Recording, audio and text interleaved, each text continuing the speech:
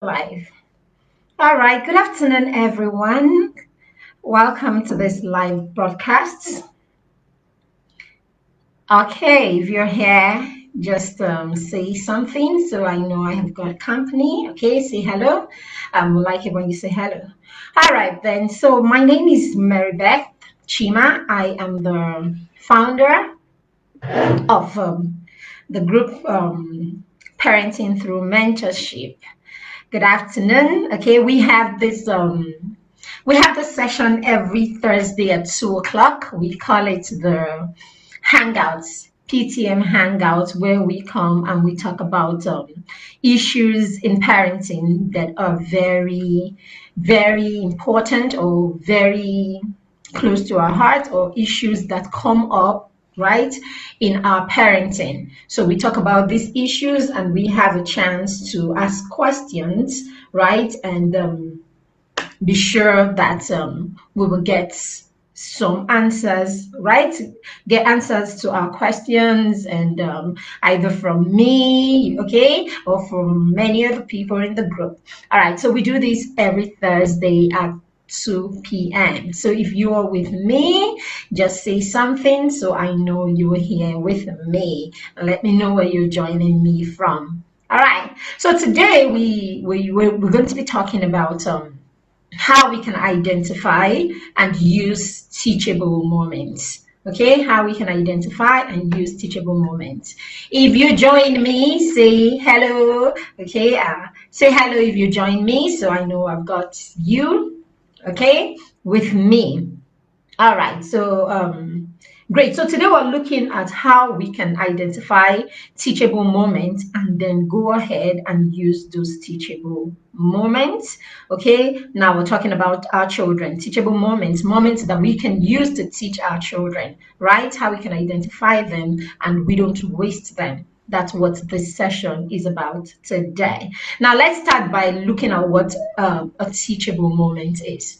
Right, so teachable moments are actually those moments that we don't necessarily have to plan for. They are moments that come up in our day-to-day life. They are moments that come up in our dealings with our children, right? In our dealings with our children. These moments come up, and as intentional parents, what we want to do is that we don't waste them. We connect and key into the moment and use the moment to teach lessons that will be very impactful to our children. All right. Now, there are times that our children make mistakes. There are times that mistakes happen in their lives. There are times that there are negative things that happen, things that we ordinarily wouldn't like to happen. Right now, what we do a lot of times when these things come up is we lose our minds, or we get super angry, and we react, right? So what happens a lot of the times is we react when situations come up with our children where there are mistakes, sometimes really big mistakes, right? When there are big mistakes that come up in our parenting or with our children, what happens is we react and we get so upset, so angry, and in many cases we are yelling, in many cases we are beating them up, yelling and doing all sorts. And what happens in these cases is we allow the reaction take the front stage. We allow our reaction and how we feel at that time, our emotions, we allow it take the front stage, and we lose the opportunity to use that experience to teach our children. Now, this is what we're talking about today, how we can turn those mishaps, okay, how we can turn those mistakes, how we can turn those trying times that come up in the life of our children or in our lives as parents, how we can turn those moments and use them to equip our children so they can grow up to face, so that the next time they face such situations in their life, they know how to better approach them, okay, and they can grow up to be adults, okay, or yeah, they can grow up to be adults who know how to approach certain situations in their life, rather than become adults who, when these situations come up again, rather than deal with the situation head on, they only remember the pain that came with that situation, and that pain actually blurs them or blinds them or doesn't equip them or give them a mode or a way to actually deal with the situation. All right. So I have just said that teachable moments do not, they're moments we don't plan. We don't plan that they should happen. These moments just happen. So as a parent or as a teacher of your child, you want to make sure that you optimize this moment. You want to make sure that you make the best use of this moment. You want to make sure that you don't lose any of this kind of moment, and you're able to turn them around, right? You're able to turn this moment around and make the best of them. All right. So let's look at how you can position yourself. Now, there are certain things we need to do, right, as parents or as people who work with children. There are certain things that we need to do to even bring us to a position, or bring us, or to make us become that adults that when these teachable moments come up, our children are ready or willing to listen to us, right? Because you can play into the hands of your kids, or you can work yourself into becoming the parent that, or the adults that, even when these moments come and you try to use them, because the children have tuned off, right? Because they are tired of you nagging. That's how some of them say it, because they're tired of your endless talk, and the way you react. Probably you always a rush in your reaction. Because of that, even when teachable moments come and you want to use them, the children they blocked you out, right? They blocked you out from their sense of reasoning. They blocked you out as one of those who are actually empathetic towards them. So every time you try to reach out to them, or every time you try to come in with a moment to teach, because they are tuned off from you, they don't even listen to you. So we don't want to be those parents, right? You don't want to be that parent or that adult or that teacher, okay, or that caregiver in the life of your child, that it gets to the point that even when teachable moments present themselves, the child is tuned off and the child does not want to listen to you.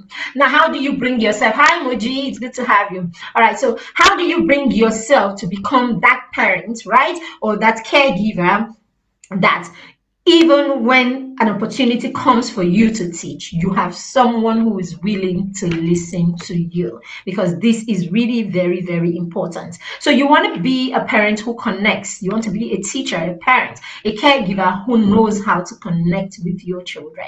You want to be that person who knows how to connect. Now, how do you connect with your children? You must be the adult that is constantly saying through your actions that I see you, I hear you. Your children need to know, the children you work with, the children you care for need to know that you see them. They need to know that you hear them. Right? So how do you see and how do you hear them? They do something that is remarkable. You're there to say kind words to them. So before you can correct someone, you should be someone, before you can tell someone about the negative thing that the person has done, or before you can put out a negativity that you see in a person out to them, you must be someone that has put out the positive things that you've seen in the person time and time again.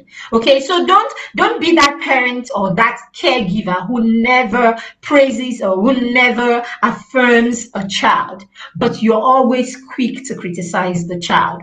If you are that person, chances are the child will get to a point and the child will block you out. So your criticism will mean nothing, right? Your criticism will mean nothing, because in the mind or in the head of the child, whether I do right or I do wrong, she never says or he never says anything. He never sees or she never sees anything good in the things that I do. So whatever it is that I do, she will always still see it as a negative, or you will always still see it as bad. So the child gets used to you always criticizing them, okay? because they get used to you always criticizing. So even when you try to correct them, they don't take the correction because they feel there is a bias there. So before you can be that parent who can correct, okay, before you can be that parent or that caregiver who can use teachable moments and they can be effective, you must bring yourself to be that person who knows how to connect with the child by making sure you see the things that the child does that are good. Open your eyes. I mean, you see the positive things that they do. You affirm them and then you praise the efforts that they make. When you do that consistently, when there is if it so happens that there is a negative thing and you want to correct, the child will listen to you because the child knows and believes that you are actually not a bias. So you want to be the parent that sees and hears the child. The child needs to know that you are that caregiver that sees and hear them. When we say hear them, meaning you're that person who listens to them. When they have a concern, you're always listening to their concerns, right? They may not be right, but you give a listening ear every time, right? Because you listen, right? When it is time for you to speak with them or to them, they would also listen to you. All right, great. So you want to be the person that says, I see you, I hear you. And then the other one is you want to be the person that is always saying, how can I help? Okay, so all this through your actions. Your actions say that you see the child, you hear the child, and you want to be of help. So when your child or the people under your kids under your care know that you're always there, willing to help. Yes, when they know that you're always there, willing to help, right? It is very easy for them to listen to you every time you try to correct them or you try to use a teachable moment to teach them. They are open to being taught by you. All right, so the next one you want to do is you want to use what your children already know. You want to use what the children already know to teach them more, right? You want to use what they already know to teach them more. You want to use what they already know to correct them. All right, so let's say the child the child is supposed to, I'm looking for a perfect instance. All right, so let's say the child is supposed to be back home.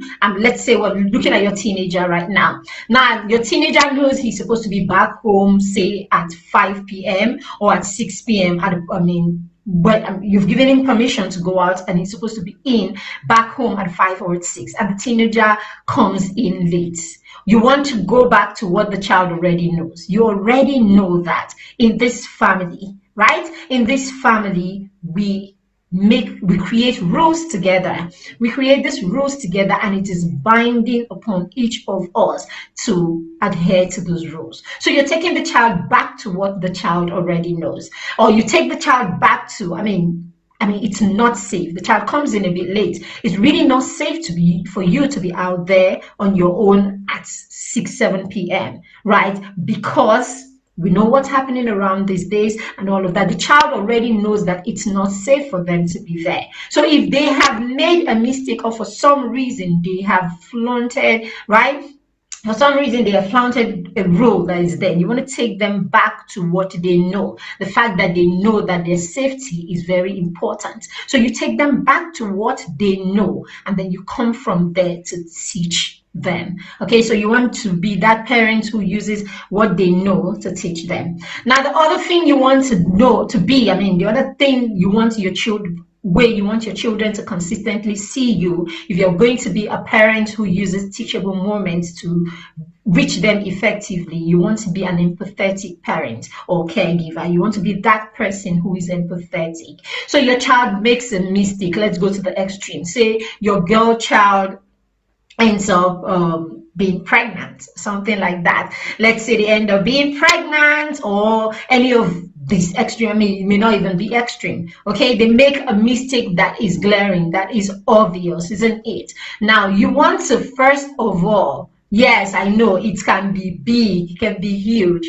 but first of all, you want to be empathetic, right? Because at that time, it is obvious that this person must feel really horrible. At that time, it's obvious that this person must feel totally confused. At that point, it's obvious that this person is probably beating themselves up, right? So you want to come in from a place of empathy first, right? You want to come in from a place of empathy first, like, okay, I understand what it is that you're going through right now. You want to acknowledge, however it is, the emotions that they are going through at the time. Okay, it doesn't make them right. Okay, it really doesn't make them right. But basically, you want to acknowledge, yes, Moji, I see you. An introduction of knowledge-based skills. Great, yes.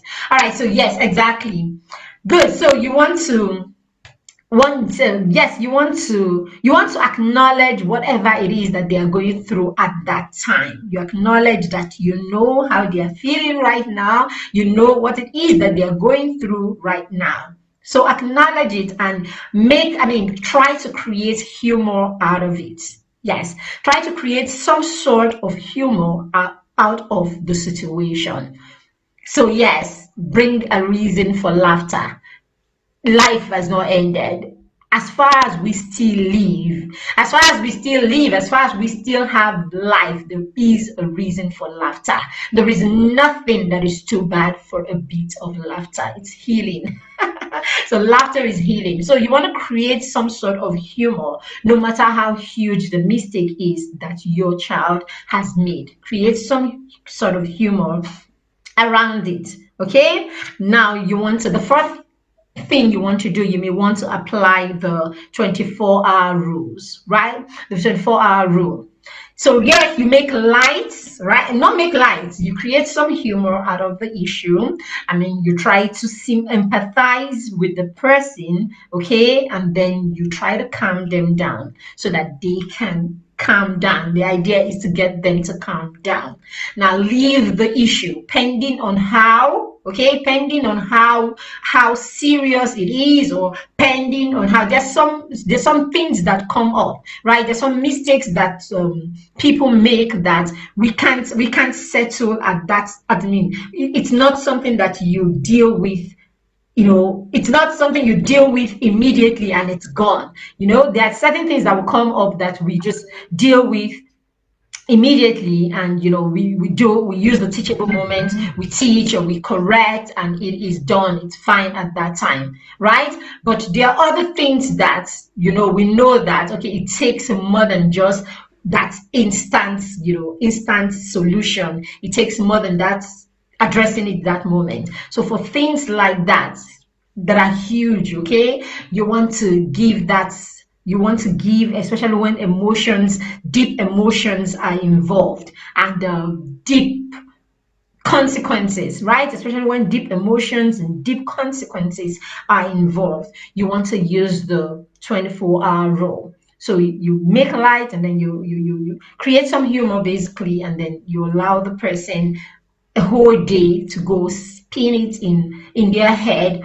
while you also think about it deeply, so that however you are approaching it would be from a place of deep reasoning. And then after 24 hours, you can now come back to it and be objective. So you want to apply that, all right, when you are trying to take the advantage of teachable moments. All right. Then the other one is you want to allow consequences. Okay. The fifth one we're looking at today is we're looking at consequences. It doesn't matter how will I put it now? It doesn't matter how dear this person is to you. It doesn't matter how much you love your children, right? It doesn't matter how much you love your children. It is important that you allow them go through the consequences of their actions. They must go through the consequences of their action. So yes, you have acknowledged how it is that they are feeling per time. You have acknowledged their feeling. You have tried to create humor out of it. You have given it 24 hours, to come back to it. Now go through it nicely with them. I mean, find out their perspective. What happened? Why did you do this? I mean, do you feel differently about it? Do you feel bad about it? Do you think, how are you feeling about it? Let them go through what it is. I mean, let them go through their mess. Let them go through their mistake. Let them revisit it. Okay? Let them revisit it. I mean, let them talk about it. It's healing on its own. Let them talk about it. When they finish talking about it, look at it closely with the child. Okay? When you look at it closely with the child, then of course, the next step is, how do you fix? So I always say to my children, okay? I always say to my children, we would always make mistakes. We would make mistakes because none of us is perfect, and I do not expect perfection from you. So, however, no matter how careful you are, sometimes mistakes could happen. It is okay. I would not judge you for your mistakes. I will not beat you for your mistakes. But what is important is that I want you to acknowledge your mistakes. That's very, very important. So our children need to learn how to acknowledge their mistakes. They need to learn how to acknowledge their messes. And then as soon as they acknowledge their mistakes or their mess, right? Allow them go through it, talk about it, go through it, and then think of how you would have done, what you would have done differently, right? Allow them think of what they would have done differently. I mean, what they think they could have done differently to get a better outcome, right? Better than what it is that they have right now. When they go through that, then you allow them to fix their mess. Allow them to go through the consequences of that mistake. That is what the real life is. Okay, so a lot of times what we do as parents, right, when our children make costly mistakes, what we do is we first lose our minds, right? The first thing is, okay, there's the shock, and then there's the reaction where we get all upset, and we beat, in some cases you will beat them, you will chase them out of your house, you will do all kinds of, you will react in all kinds of extreme ways. Now, when you finish, and this is the irony, when we finish reacting in those extreme ways, what we now do is we now come back. We now come back and begin to solve the problems ourselves. We come back and we solve the problems ourselves. Yes, we would have beaten the child. So let's take, for instance, and I'm using an extreme case now. Let's take, for instance, your teenager gets pregnant, right? The cases that we have, in the kind of reactions we have, yes, they get pregnant and they come, and then you beat the child, and then you send the child away, you send the child packing, you tell the child go to wherever, you do all of that. So in some cases you will not even send them packing. That's the truth. In many cases parents will not. They just make life miserable for the child. They beat and do all of that and all of that, and then few days later you will sit down, and in fact a few days later you will put the child in the car and then drive the child somewhere and do the needful.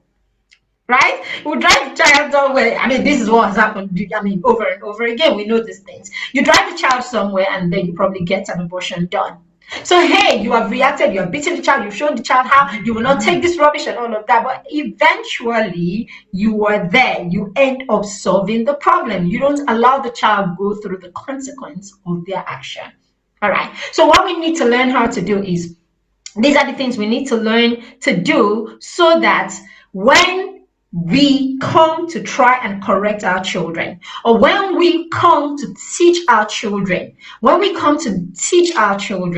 they will listen to us. So if you are that parent, right? If you are that parent that knows how to do these 5 things I've just talked about, you know how to connect with your children, to tell your children, I see you, I hear you, and I'm always here to support you. Your child knows that you can see them, you can hear them, you listen to them, you see the things that they do, you encourage them and all that, and you're always there present to support them.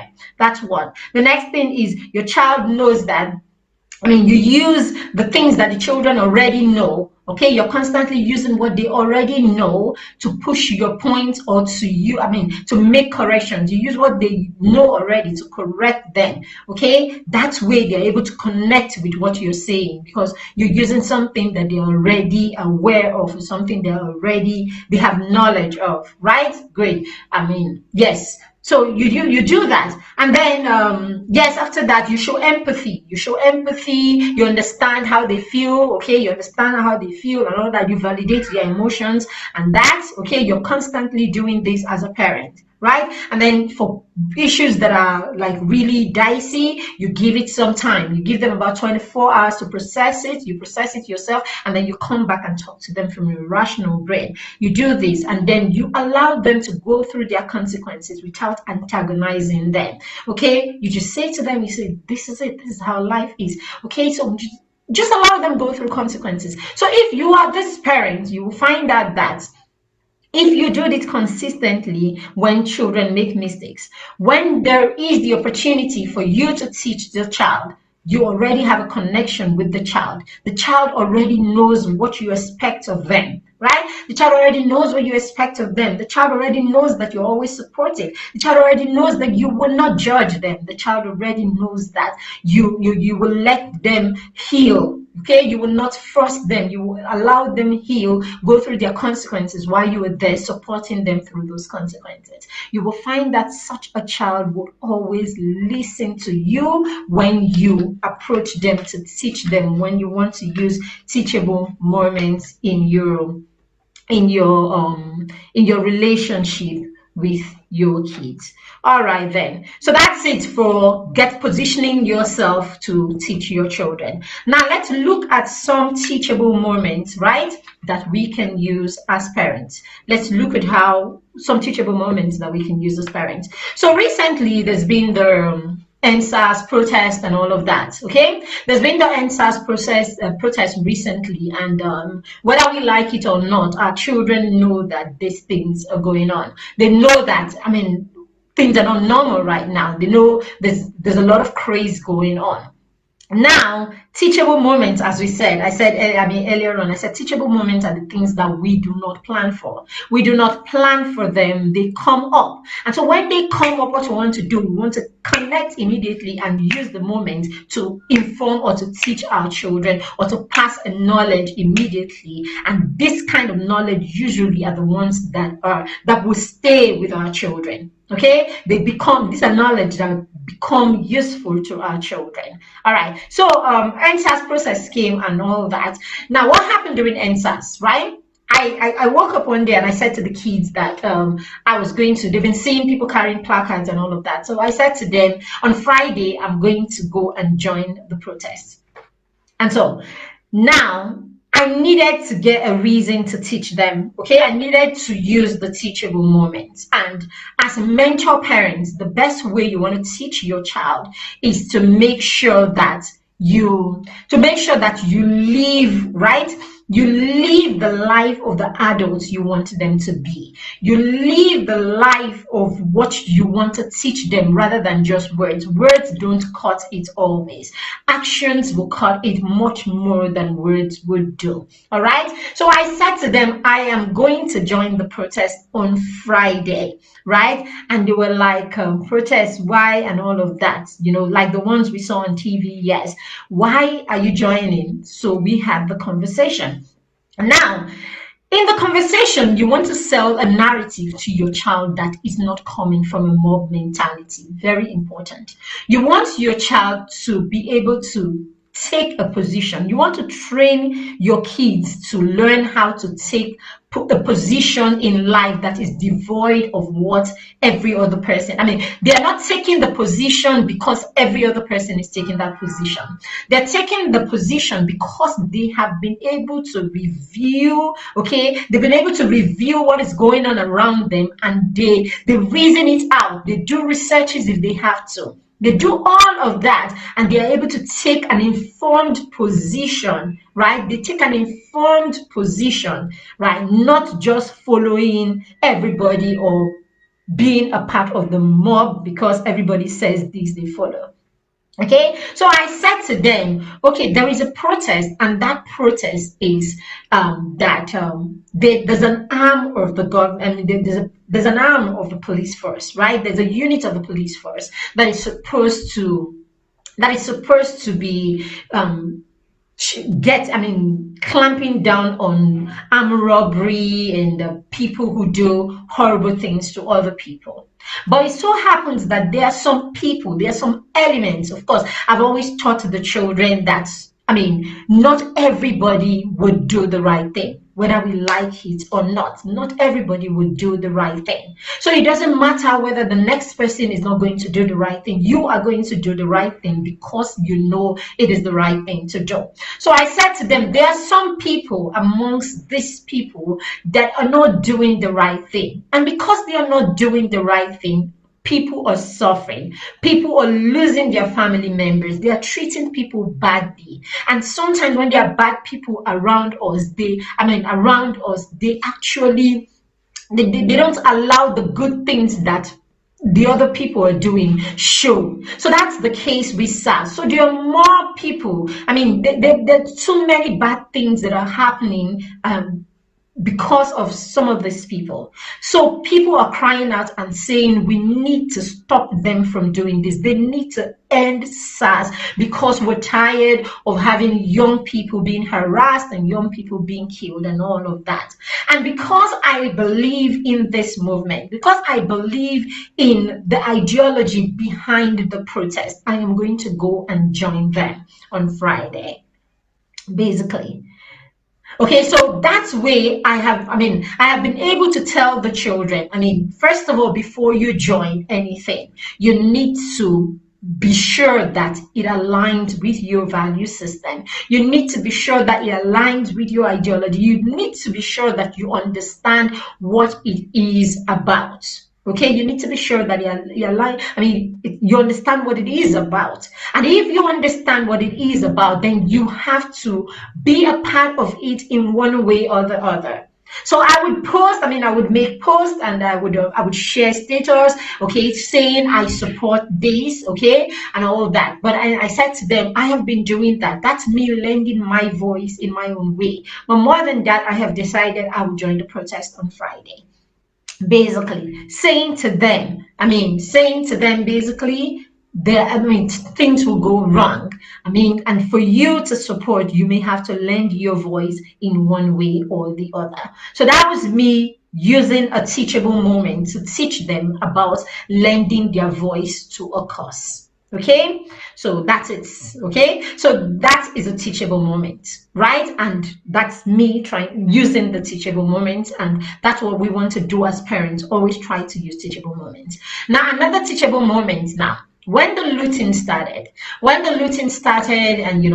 and the kids, I wasn't allowing them watch TV to see all that looting and all the craze happening, right? But at some point, school had to stop. My son had to stop going to school because of all that was happening, because of the looting and the fighting around and all that. And I needed to use that moment, right? Because he affected him, I needed to use that moment to explain to him what was going on.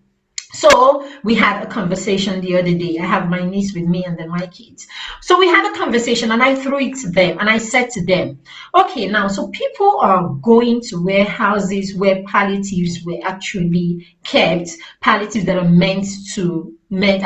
we got a chance to actually look at the word palliative too and what it meant, right? So we got a chance to learn that word, right? So people are going to warehouses where these things are kept, and because these things are meant for them, they believe that these things are meant for them, right? And they've been hidden or hoarded from them. So they're going to take them by force.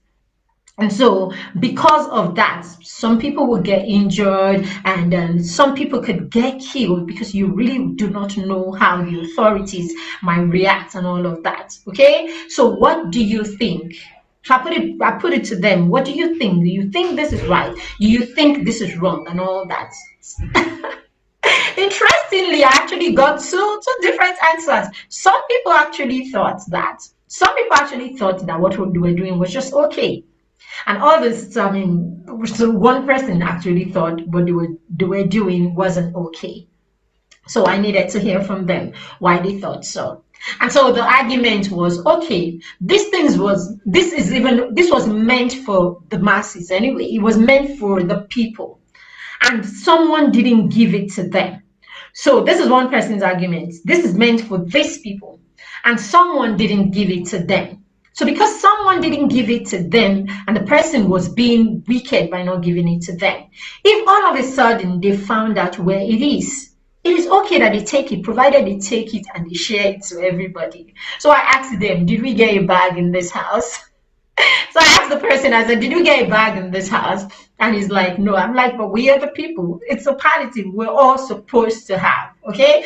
And then the other person says, okay, but you went there and they're actually taking something that wasn't given to them. If you take something that is not given to you, it's like you are stealing. Okay. All right. So that was another person's, perspective of it. So I said to the children, this is what it is. This is what it is. This might be what was meant for us, and someone did a very wrong thing by not sharing it to the people. But by going to take these things by force, just as the person that said, you can't take things by force said, right? It's wrong that you take what has not been given to you, all right? And then two, you're actually taking these things that is meant for other people. Meant for you and many other people. So what's the guarantee that it will get to other people? So you're being greedy in a way too, because you're taking it all to yourself. Then there's the other one. You need to look at your safety. What if something wrong happens to you while you are while you are there trying to get all of these things? Something bad could happen, isn't it? Okay. Yeah. Then, so, and I said to them, the thing is, if we justify this as much as I can relate to why this is being done, as much as I understand the plight of the people. But hey, if we justify this, it is the same reason a boy will go into his father's room and then steal money and then run away with it. Why? It is his father's money. It is meant to come to him, and his father is probably not giving it to him. So he steals it and he goes away. Now, that money could actually belong to the father's office. But because he's not listening to daddy's perspective, or because he's not having a conversation with dad, because he doesn't know what it is meant for, he has concluded that it is money that his father is hoarding from him. And so he's going to steal from his father. It is the same reason the armed robber breaks into your home, because he believes that you are the rich. He believes that you are the rich and you have so much and he has very little. So whether he's worked for it or he's not worked for it, we are all human beings and we deserve to have.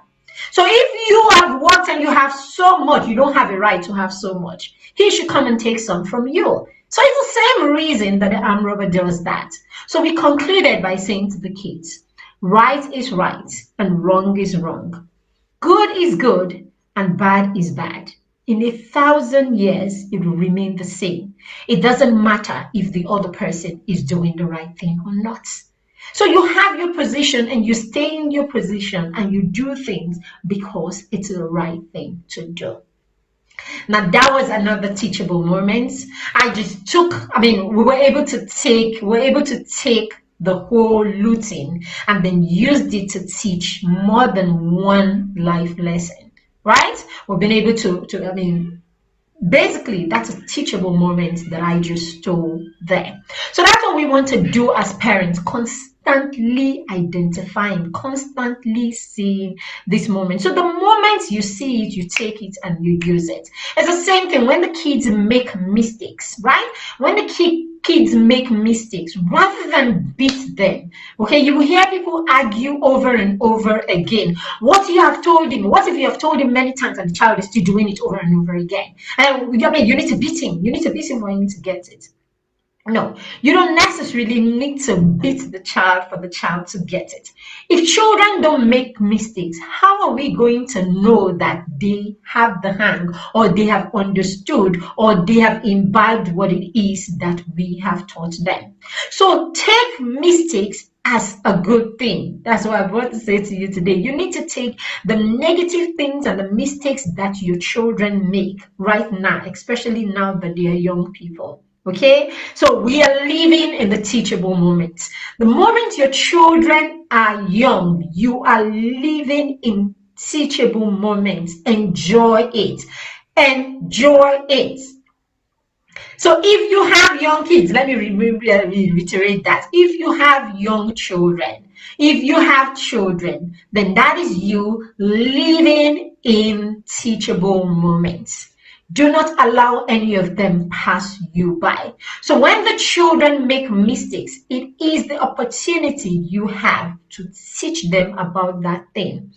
When they make mistakes, when they repeat what you have taught them before and they do it wrongly again, it is the opportunity for you to reinforce it.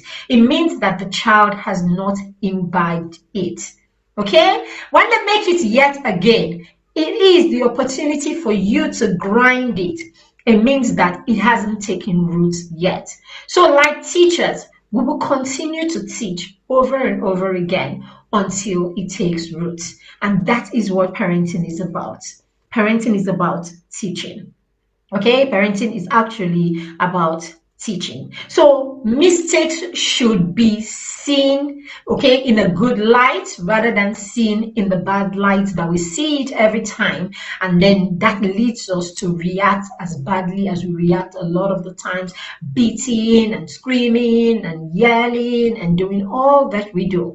When we beat children, when we yell and all of that, what we do is we allow the reaction take the center stage, and then the opportunity to correct takes the backstage. So even when you come back to correct the children, okay, a lot of the times, even when you come back to correct the children, because the pain, right, because the pain sits in front, the lesson doesn't go so deep. So every time your child faces that situation, what he remembers is more of the pain than the lesson. For some of us, we think that is okay. We think that is all that they need. When he remembers that if he tries it again, what I will do to him. But here we keep forgetting that a time will come when your child stops being afraid of what you can do to him. A time will come where you can't beat him anymore. A time will come when you cannot beat your child anymore. You could have him. For those who have teenagers, look at him now. You will look at that boy. He's so tall. He's 18. Are you going to beat your 18-year-old? Sometimes we will say yes, but a lot of times we can't. We don't. Okay? Even if you don't beat him, okay, even if you still beat him at 18, at 20, your child is out of your home. He works for Microsoft or he works for Arthur Anderson, and then he does something wrong. You go to his house, or you go to his apartment and give him some of your beating. So it means if our children are behaving in a certain way, right? If I put, hi Akuga, hi Zacchaeus, okay, hello. All right. So if our children so if our children are behaving a certain way only because they are afraid of the punishment that will met, right? And then it is not good enough. It is not good enough, because a point will come where they know that you can't do anything to them anymore. You can't beat them anymore. So at that point, they would do as they like. That's why you see in some cases, as they grow older, okay, the things that they were afraid of you, how much how well they're afraid of you reduces as they grow older. That's because as they grow older, as they get physically as they get matured and they get physically equal to your size, right? As they become big enough. Let me say that they become big enough to stand up for themselves. you realize the fear depletes. The fear they have for you depletes. So as a 4-year-old, he knows that you just need to turn and give him one slap, and that's all he needs. By the time he's 10, you find that he's not so afraid of that slap anymore, right? Okay, he's still a bit afraid. By the time he's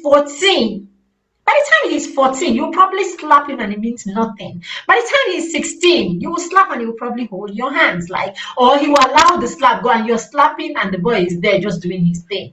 You're slapping and he's there doing his thing. The most he would do, he would just, he would just walk away from you. So at that point, you're not effective. You're not reaching that child anymore.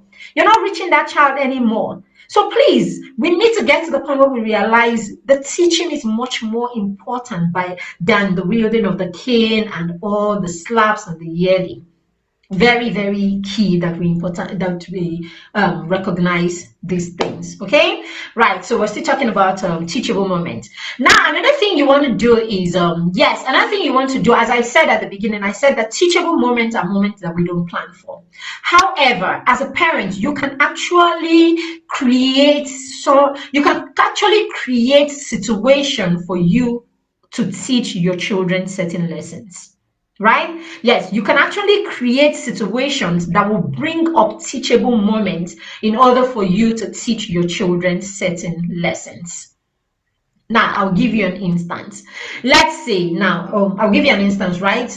A child that is in the village, right? A child that is in the village and probably, his environment, the environment that he has around him is limiting. So the experiences that child in the village will probably have are actually limiting. That child will probably not inspire to be, a certain kind of person.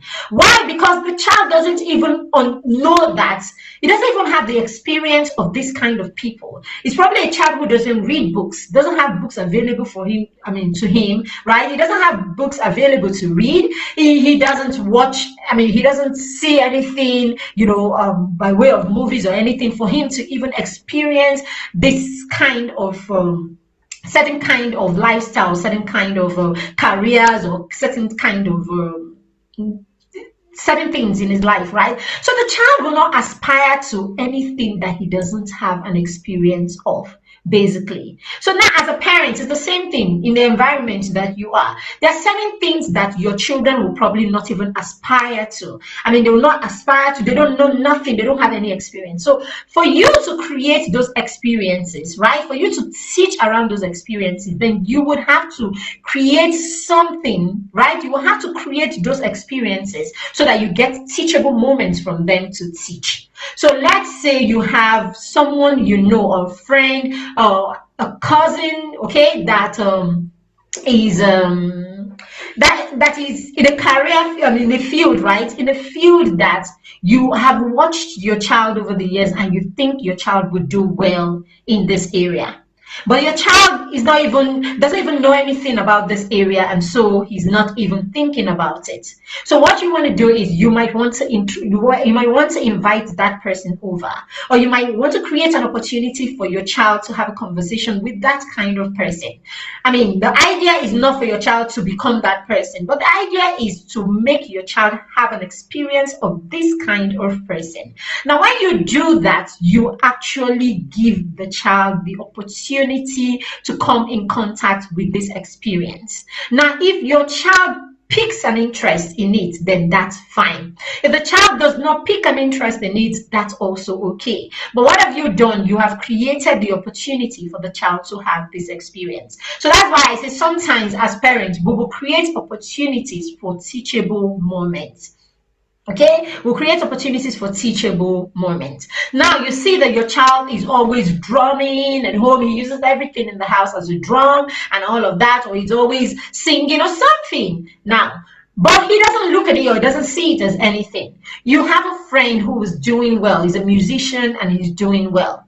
right? You want to create an opportunity for your child to encounter this person and then see what this person is doing and how much this person is achieving with this thing that your child naturally has a flair for. So that is you creating a teachable moment. So when your child comes in contact with this experience, he begins to ask questions. Then you are there to teach, right? Now, another way we can do this is we can introduce our children to books on varying subjects.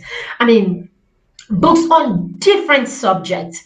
That's why I am always emphasizing on the need for our children to read. You need to inculcate the culture of reading in your child. When your child enjoys reading naturally or reading for leisure, you can actually bring books on any field at all and introduce to the child. You can actually bring books on any area at all and give those books to the child.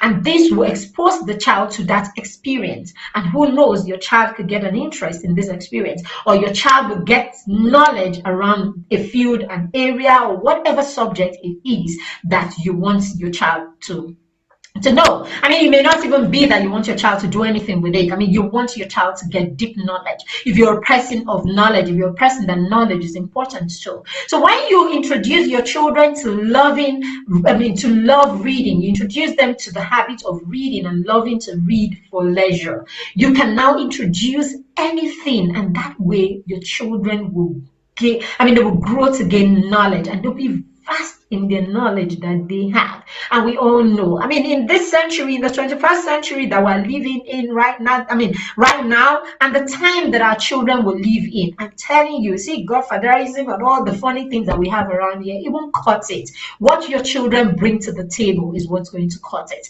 So if you're still not, you're still bringing up your children with that template that we were brought up with, please, it is time for you to tweak or to change that template.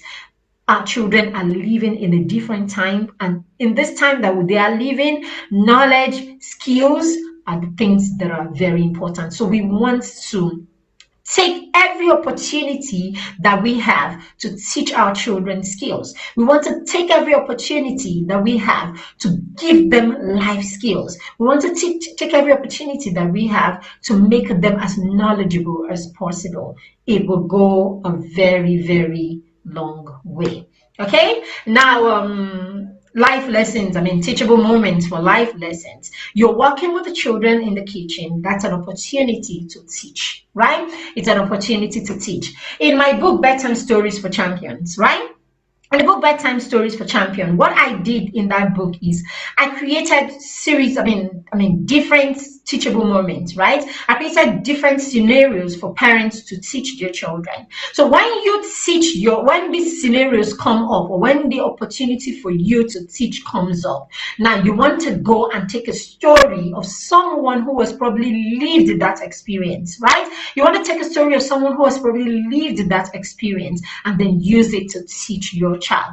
Let's say you have a child that is afraid to talk, is always afraid to speak, is always afraid to stand up for themselves, is always afraid to use their voice. Then you want to take a story like the story of Malala and then use that story to teach your child. So you take that teachable moment and then you find out why wouldn't you talk? Why don't you? Is there any reason why you're not speaking today? And then you don't want to make it like an interrogation. You want to make it you want to make it a very easy conversation, okay? Better still, make it a conversation that you have when you're not sitting and facing each other and having eye contact. You want to make it a conversation that you have when you're just lying down on the bed and playing. Those times that they come and they want to be with daddy or want to be with mommy. You can throw in those conversations when you're driving. You can throw in those conversations while you're cooking, while you're doing something nice. When the mood is actually light. Then you want to say to the child, why is it that you don't speak? Why aren't you talking? Why aren't you using your voice? Okay, and find out why the child isn't.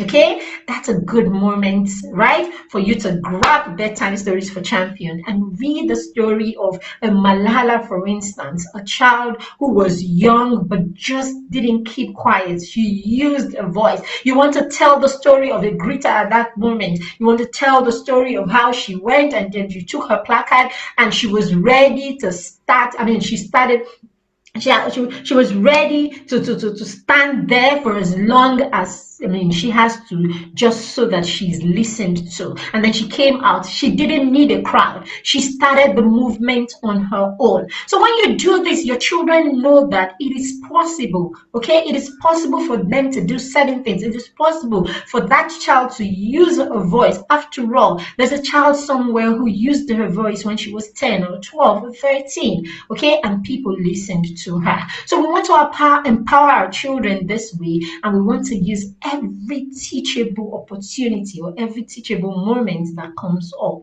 right, to drive in or to drive home our lessons to our children. All right, people. So that is it. That is it. That is it. Okay, so recently I've been talking a lot about structures and having structures in your home. I've been talking a lot about having structures in your home because no matter what it is that you know as a parent, okay, no matter what it is that you know as a parent, or all the experiences you have, all that you have read and all that, if you don't create a structure in your home where you can pass this down to your children, not much can happen. I was having a conversation with my husband and a few of his friends the other day. We were out, and men, how they can have all these awesome ideas, how they know so much, right? They know so much. They have these business ideas and they know so much about business, about technology, about all of these things. And a lot of the times you find that you know about all these things, but you have never stopped to teach your children any of these things. You just pay school fees, they go to school in the morning, they come back in the evening, you come in, you're tired, hi, they come, they play with you for 2 minutes for those who even have time for that. For others, you're so tired. They're making us around you, leave this room, go. And then that's it from Monday to Friday. And then Saturday, you're running errands and you're doing all the things and you're busy. Sunday, the same thing. And you carry all this knowledge that you have, all these amazing things that you know. And you never make the opportunity, create the opportunity or the chance to step them down to your children. That's what we do. And then we will live all these years till they are 17 and they pack their bag and they're off to school. And we never taught them all the knowledge that we carry. We just send them to schools, to teachers. No disrespect meant. We send them to teachers who know, who don't even, who can't even scratch the surface when it comes to the knowledge that we carry. Do you understand? We send them to teachers who do not even know half of what we know. And we help, we want them to depend, or we depend on these people who do not even know half of what we know, to be the ones to give and teach our children, to teach our children and give our children all that they know. When you embody so much that you can teach your children and you hoard it in the name of you're working to provide money for them, you're working to provide a life for them, you hoard all the knowledge that you know, which is the biggest thing that you can give to your children. And you send them to people who know much less than you know, and then you have them depend on these people. So parents, it's time. So create structures in your home. Create structures in your home. Create that time. It doesn't matter. I said to a friend this morning, it could just be 1 hour in the entire week. And the 1 hour in the entire week could just be 10 minutes every day, and a 10 minutes 3 days in a week, and a 30 minutes on Saturday.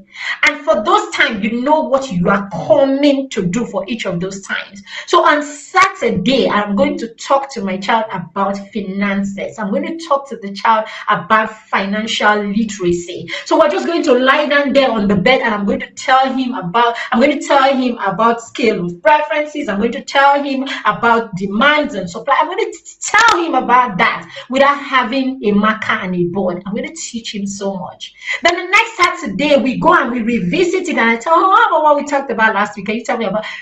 You are teaching, parents. You are taking the opportunity. Teachable moments. You're teaching your children, and you don't even want to know how deep this will run. You don't want to know how deep this will run. I first I actually pushed my son to go out with daddy. And then I say to him every time they come back, what did you discuss today? Just so that I put in his head that those trips are not just for you to just sit down there in the car. Create conversations. So because of that, they go out and he comes back, oh, I saw a crane today and we're talking about buildings.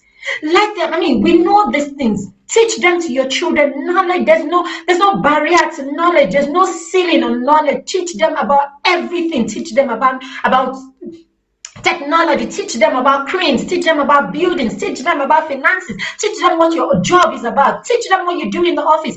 Teach them these things. We limit children so much. They have the capacity to know all of these things. They do. They have the capacity to. We just limit them so much and we say they are children. No, they can understand. Talk to them about these things. Before you know it, your 15-year-old will be having conversations with you at a level that even you will be afraid of, just because you made time to teach them. Okay, so I have 10 templates, right? I have 10 templates that runs from creating routines, creating schedules, creating a family plan, creating family plans, creating family plans, creating an education plan for your children, your education plan, your plan, what you are looking at. Okay, how you want your child to be educated, what your vision for your child's education is, yours. I'm not talking of your school curriculum, I'm talking of your education plan for your child. So I have this template that will allow you, I know you're busy a lot of the times and you don't have time creating this. So I've created templates so that all you need to do is have conversations with your spouse, and then you can fill whatever it is into those templates. Put it up somewhere where you can see it consistently and have conversations concerning that. Daddy can do the same, okay? Mommy can do the same, okay? And then in your conversations with your children, during prayers, these things come up. Your children can see it so that the vision is clear to you and to the kids. And even when one spouse is not there, the other spouse is reminded constantly, or the other spouse knows what it is that was the vision that you created for your children in different areas. So I have this template and I am giving it for just 1,000 naira. So if you want the template, just write it, okay, in the comments. I want the template and I'll tell you how you can get it, okay? They're just going to help you create a structure in your home so that you have what you can run with. Okay, you have what you can run with. I know you're busy, and I am here to always to always make things easy for parents. Okay, because I know that there's so much that we do out there. I know that there's so much that we need to do as parents. But hey, I want to be here as your constant reminder that in as much as there's so much that we need to do to make ends meet, we can't make our children become the casualty of our hustles. We can't make our children become the casualties of the life that we're trying to give them. We will end up chasing all these things, chasing career, chasing money, chasing relevance, chasing all of that. And when people ask you, what are you doing all of this for? A lot of times we say we're doing it for our children. You cannot shortchange your children and say you're doing all that for them. So if this is not just about you, if it is also about your children, then you must make time, right? You must make time to address issues that concern your children. And yes, you may not all have all that time. We are here to help you to fill in the space, okay, the gap, okay? We will do the back, we will do the what do you call them? We'll do the backstage job for you, and then make it easy for you to run with the solutions that we put across. And that's what I am really big about, because I know that our children deserve so much. All right, people, thank you. So I hope you got value. If you're catching the replay and you have any questions, you can put them right there and we would answer your questions. If you have any questions, you can ask them and I'll be glad to answer them right away. But we've spent our 1 hour, so just put your questions there and I'll take time to answer them, right? If you want the templates, okay, I can see how good. Okay, yeah, you will have the templates. So just put the templates there and we'll tell you how to get the templates. I'll send you an account, just 1,000 naira. You have the templates and you can play around the templates, and then you have a document that you can always go back to. I've said to a few parents who have the template already, you can go ahead, print one, work on it, and then share it with your husband. A lot of times, the men are the ones who don't have time to sit down and do this. But when you have something already and you share with them, you will find that they're now able to say, oh, okay, no, I don't agree with this one. Can we tweak this one? Can we do that? So you work on it and then you send it. I mean, you give him a copy, he looks at it and he knows that there's a plan on ground. And sometimes he's forced to like add, whatever he thinks and all that. And then you can go back and do a final copy that becomes, binding, and you can always tweak it as time goes on. But what is important is there is a plan. There is a plan. There is a plan. We must plan for our parenting as much as we plan for every other thing. We make plans in our offices. We make plans in our businesses. Why don't we want to plan about our families? Why don't we want to make plans? I mean, that concern our children. These things are very, very important. All right. Thank you very much, everyone who was here. Thank you, Moji. Thank you, Akugo, Juliet. I mean, thank you for everyone who joined me. All right. Have a lovely, lovely, okay, it's a holiday. Happy holiday. And have a lovely afternoon. Thank you. Bye. All right.